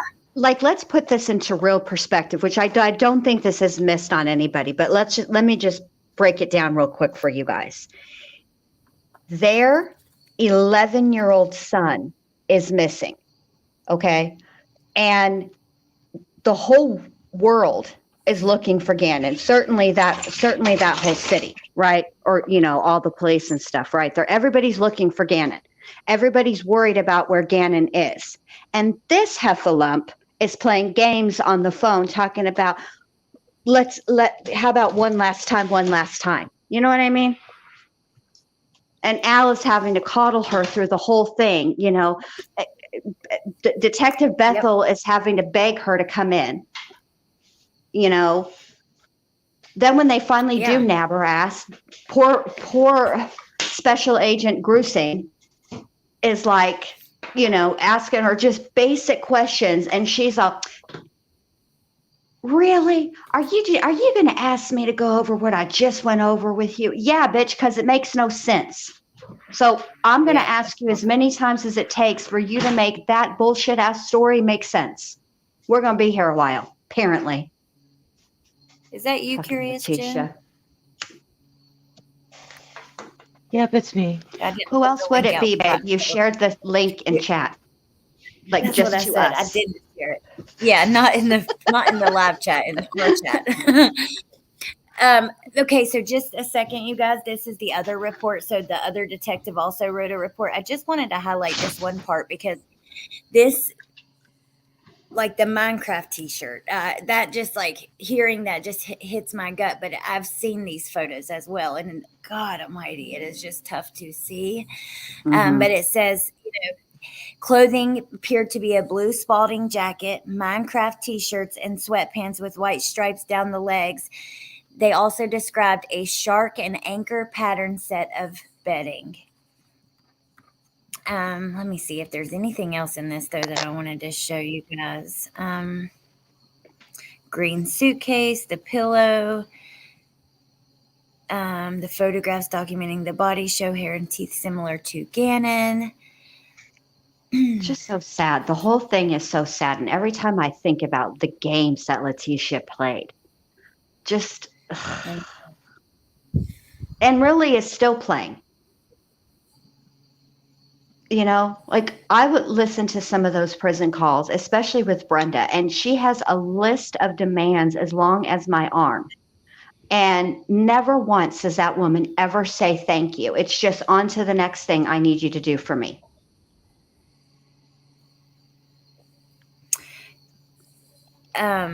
This is basically just there was a lot of decomposition. So they thought that a particular doctor told them that they thought a dental and odontological identification. An odontologist or an odontological? Yes, This word right here odontological. is what, yeah. Hold on, let me look. I'm looking. Odontological. See it? Yeah. Okay, yeah. That kind of identification was necessary. And they do actually put his dental x-rays in here. And I'll tell you what, I don't think I'll show those. They're private, but also you guys, they're on the thing. So if you really were that interested, you can see them. However, I looked at them closely just because a lot of his baby teeth were gone. Like in his first x-ray, you could still see more baby teeth. And by the time that this happened, he had lost like a lot of his teeth. And so they were still in the same place, but you can just see like those little aspects of like a growing child. It's just tough to see. It's just, She just, I mean, it's also the way that she did it. To murder him was one thing. That's bad enough. But the way that she did it, it's like she I don't know another way to say it, but it's like she took his life multiple times. yeah. You know what I mean?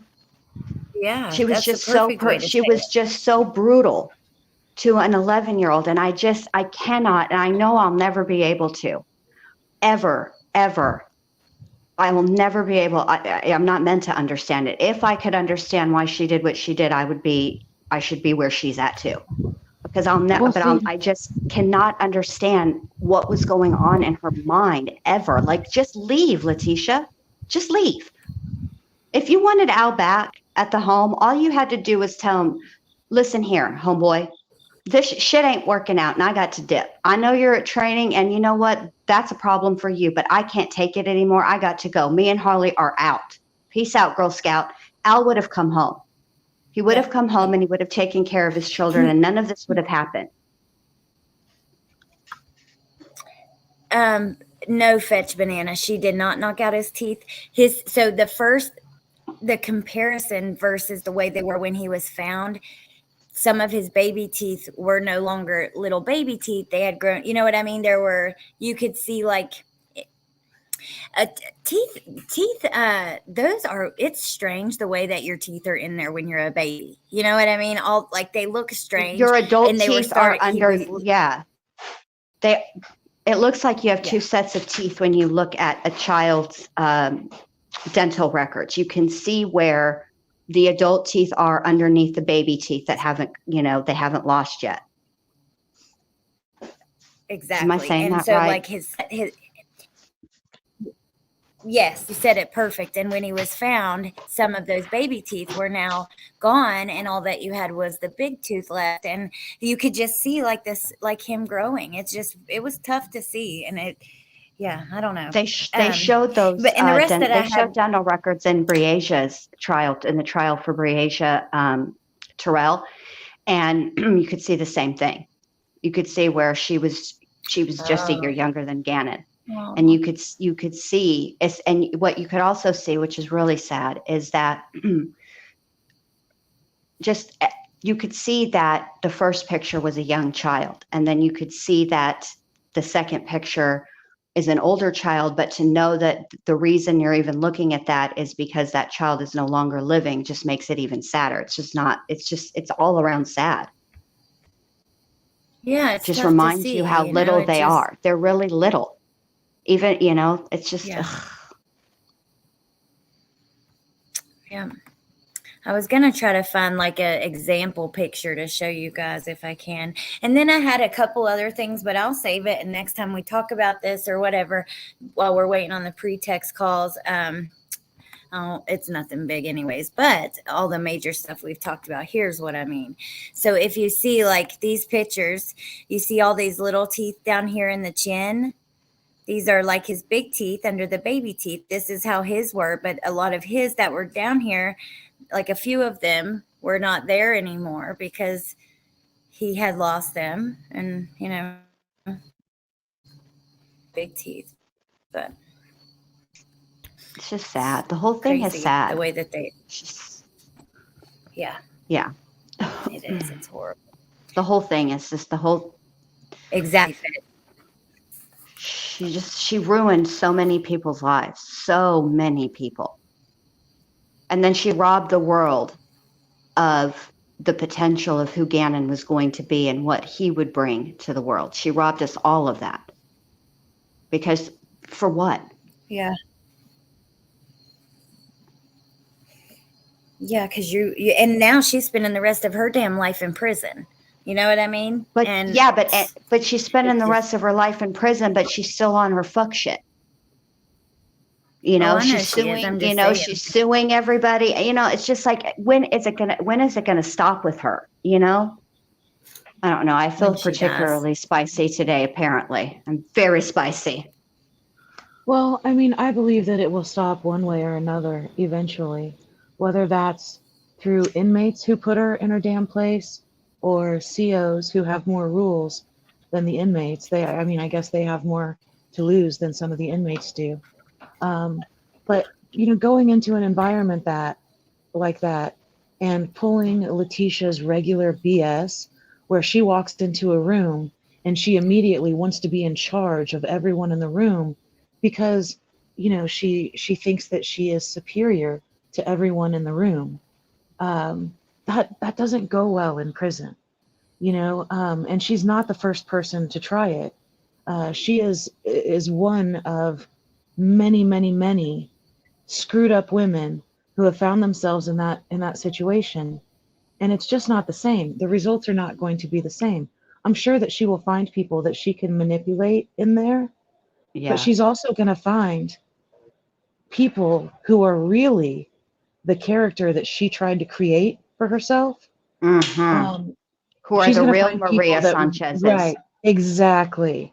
I promise you, wherever she lands or has landed, Maria Sanchez and much worse are already there. And she just doesn't think that anybody can see her coming. She just thinks that she's so damn smart, and it will burn her eventually. Yeah.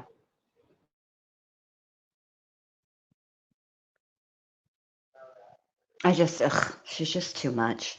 She just is always just, ugh, I can't with her. I can't imagine. As much as I want to hear what's on those pretext calls, I know that when I hear them, I'm going to be exponentially more angry and irritated with her. There is a part of me that wants to, feels like she should be studied. But the problem with studying somebody like Letecia is that she is a malingerer. She's a liar. And so you'll never, I feel like it's going to be very difficult. It would take somebody who, with a special skill set, somebody who's probably worked around people like you can't be new. Do you know what I mean? Like you have to have plenty of experience, because I could tell in that interview between her and Special Agent Grusing that man was pulling out every trick that he knew, that he learned in the academy and through life and everything, to try to appeal to her humanity. And she shut that man down at every single turn. Right. I've seen a lot of throwed off interrogations in my day, you guys, and I've only roasted like 5 of them. But I've never seen anybody like Letecia. Me neither. Never. Never in my life, I- ever in general, with anybody. No, She's I've just, never seen anything like her.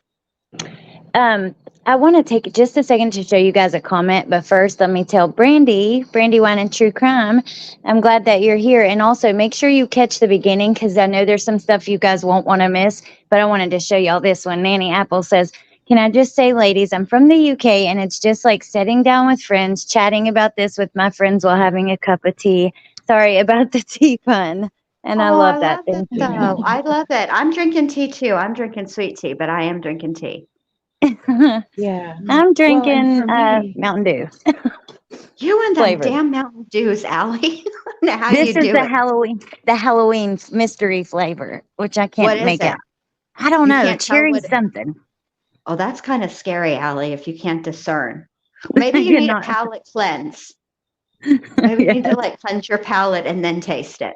Like go Yeah. brush your Something. teeth, brush your tongue, and do all that, and then drink a bunch of water, and Try it then again. try again to see what it is, because it's a little. I like to know what flavor I'm drinking. I don't like to be wondering, and I get down to the bottom. I'm like, what the hell did I just drink? Yeah, I don't know. well, I'm gonna have to do some Googling and see what other people think. I love you, Nate. Thank you for all your help, and good night. And I didn't mean to interrupt you, Curious Jen. oh no.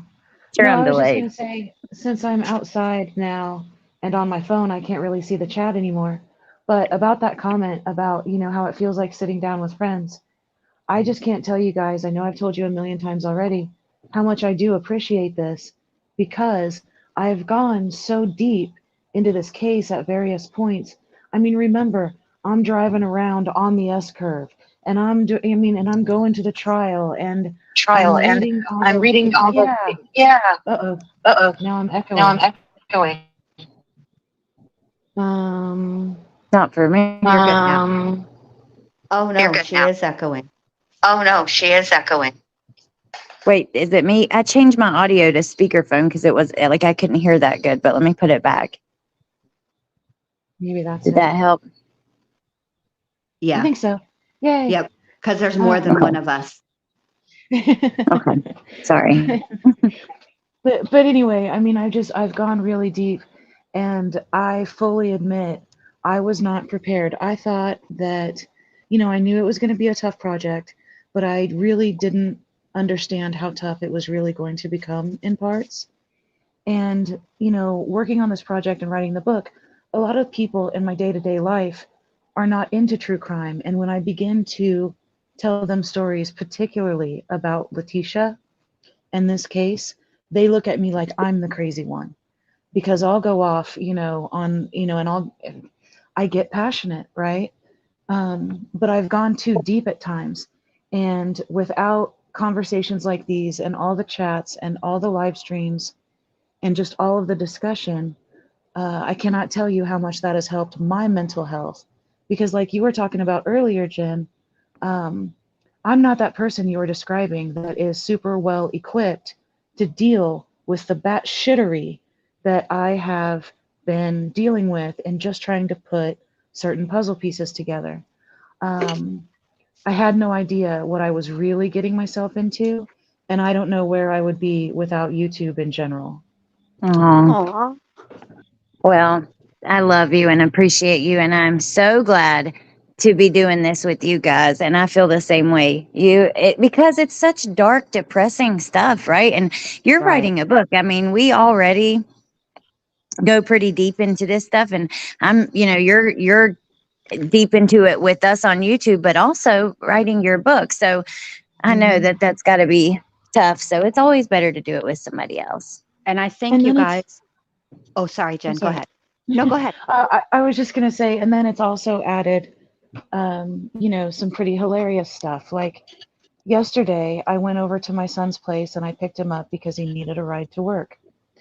So he gets in my vehicle and he's got a monster can and he sets it in the cup holder. And I looked at him and I said, "Don't even think about it." And he just looked at me like, "What the hell is wrong with you?" And I just start laughing hysterically. Like I hadn't had enough sleep. I was low on caffeine, the works. And in my mind, it was absolutely hilarious. But he hasn't followed the case, so he just thinks I'm batshit. And I was just like, "Never mind, you had to be there." And he's like, "Okay, mom's doing mom stuff. Got it." Right. But I think we're going to need this, you guys, because let me say this. I, along with Teresa, Criminality, Allie, Jen, Curious, we've all been into the Delphi, the new memorandum that was just filed, and we've been Oh reading it yes. and thinking about it. And I'm telling you guys, I don't know how this particular hearing is going to turn out, and I'm not exactly sure what the hearing is, like what it, because it's called something specific, and I've never heard of it before. And I meant to The Google it, Franks but I hearing. forgot. The what? Frank's hearing? Franks, yeah, Yeah, the it would be Franks Frank's hearing. hearing. I'm not familiar with that, but I have a feeling that this is going to go to trial. And I have a feeling that this is going to be another one of those where it's very dark and we're going to hear some things. And I think it's kind of cool. And I'm glad that we found a little group that we can go through it with, because I'm telling you right now, I think we're going to need it. Absolutely. I got lost in a comments rabbit hole. I was in a video that Court TV had put out about the document, and they had their own version of, like a drawing of what was described in the memorandum. And the comments, people are really going at each other. And I've now read all 136 pages 2.5 times. I read it through the first time because I knew I would be reading it and recording it. Then I read it through all of the way while recording it. And now I'm going through the recording and doing the post production editing. So really, it's like the third time I've read the document. So I'm pretty familiar with it. And I'm looking at these comments, and they're all over the place. And you can tell that certain people haven't read the whole thing. And I don't expect people to read the whole thing. It took me 6 hours to record it. But just Right. like anything else, people glance at it, or they Google Odinism one time and then they connect it with something. I mean, it's all over the place and it's getting a little vicious. Like, I mean, I think you're right. I think we're definitely going to need each other for what is about to happen with the Delphi case. Also, I wanted to tell you guys, Adam Montgomery's attorney filed a motion this morning. Oh, He wants to delay the trial because Adam needs, or they're hiring new co-counsel, and that attorney needs time to get familiarized with the case. So they don't want to go to trial in November. The motion today was to delay the trial. I There's don't been know. no ruling. I wonder if it will be granted. Well, the state gets to answer. Right. And I kind of feel like the state's going to be like, which is how they should be. The trial has been set for quite some time. Why are you trying at what would be is essentially the 11th hour. I mean, Right. that we're what, 6 weeks, I think, out from when he's supposed to go to trial, or maybe 8, something like that, because it's in November, but I feel like it's at the beginning of November. And we're mid-September now. This is like the 11th hour. Why did you wait for, that's a you problem. You know what I mean? Kind of like when, I don't know how many of you guys watched, but I did, because I had to hear from the Poot during Murdoch when they were working out the next set of, when they were going to go to trial for, because they've pled federally, and Corey Fleming also pled at the state level, but Murdoch hasn't. And so they were trying to work that out. And one of the other guys, it's not Corey Fleming, who's the other, Russ, is it Lafee? His attorney was like, I just got on the case or something, and I haven't had an opportunity. And the judge was like, that's a you problem. Get to reading. Basically, you need to read these depositions. We're not going to put this off anymore. Is it Lafitte? I can never remember if it's Lafee or Lafitte. Okay, Lafitte. But yeah, and then here comes the Poot. Like Foghorn Leghorn in all his Foghorn Leghorn glory. Yana, my wife is out of the country, and I was gonna go see her. And now I'm gonna have to change those plans. And the judge says, you're gonna have to change those plans. But that's how like Lafitte. The Poot does sound like Foghorn Leghorn to me. Yana. Sounds like all the old men around here where I live, honestly. Right? He's like, boy, you ain't a rooster, you a chicken hawk. That's how he sounds. That's how the Poot sounds to me. And I always did like Foghorn Leghorn, so maybe that's why I like the Poot so much. But I don't know. Well, those accents, the Murdoch, like that South Carolina accent, is very close to the accents where I'm just recently moved here in North Carolina. And like every time I hear like Alex Murdoch, when you hear him talk, it just reminds me of the people around here. It's crazy how it sounds to me. But LFT has mentioned that as well, like because she knows, from the same area. But like he sounds like Foghorn Leghorn, but he looks like Statler and Waldorf, the Muppets. But he looks like, I think Statler, it's the shorter one with the least amount of hair, the one who's real kind of squinty eyed, and the angrier one, that's the Poot. But he talks like Foghorn Leghorn. It's like a combo.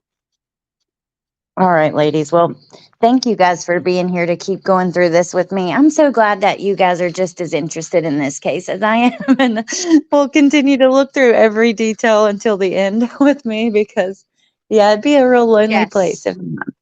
I need to see this through. And I also want to say that I've been asked this a few times about if I am seeing any like parallels with the West Memphis 3 case. And I will say that there are some I see. And I was thinking maybe tomorrow night about talking about that, if that's something you guys would be interested in. I don't know, but that's what I've just kind of. I'm interested always in anything you want to do with it. Around in my brain. Oh, sure. Very interesting. Not so much like in the crime itself, but sort of what's going on around everything. Like I do see some parallels. Like I didn't follow that one very much, so I don't even know. I wouldn't have a clue where to begin, but I definitely will listen or talk with you about it. And you mean like the public's perception of what's going on, or sort of the public, but also the